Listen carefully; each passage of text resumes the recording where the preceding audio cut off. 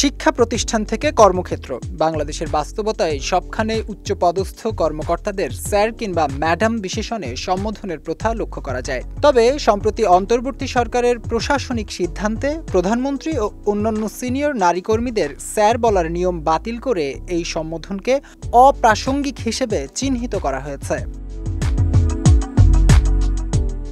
কিন্তু এই সম্বোধন পদের ইতিহাস কি তা অনেকেরই অজানা। স্যার ও ম্যাডাম সম্বোধনের প্রচলন বাংলাদেশের নিজস্ব সাংস্কৃতিক ধারায় ছিল না।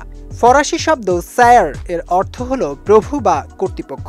ইংরেজি ভাষায় স্যার শব্দটি ব্যবহৃত হচ্ছে 1297 সাল থেকে। ফ্রান্সে সামন্ত যুগে SIR স্যার শব্দ দ্বারা বোঝানো হতো স্লেভ আই রিমেইন, অর্থাৎ আমি দাসী থেকে গেলাম। আর ইংল্যান্ডে SIR স্যার শব্দ দ্বারা বোঝানো হতো সার্ভেন্ট আই রিমেইন, অর্থাৎ আমি চাকরি থেকে গেলাম।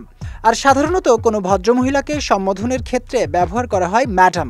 ইংরেজি ম্যাডাম শব্দটিও ফরাসি মাদাম শব্দ থেকে এসেছে।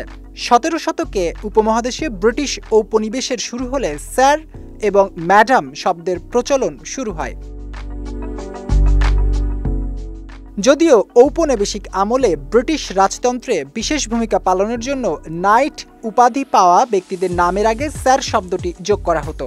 শব্দটি সম্মানসূচক হলেও সে সময় কর্তৃত্ব, প্রভুত্ব ও আনুগত্য বোঝানোর চিহ্ন হিসাবে এটি ব্যবহার করা হতো।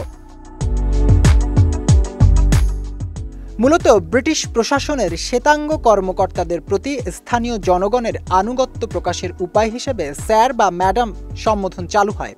তবে ইংরেজরা উচ্চ বর্ণের বাঙালিদের বাবু বলেই সম্বোধন করতেন।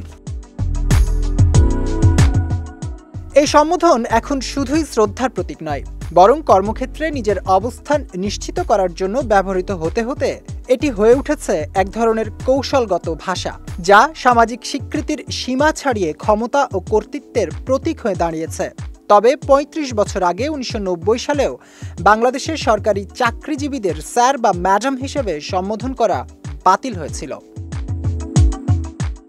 জাওয়াদ অন্তু, বিজয় টিভি নিউজ ডেস্ক।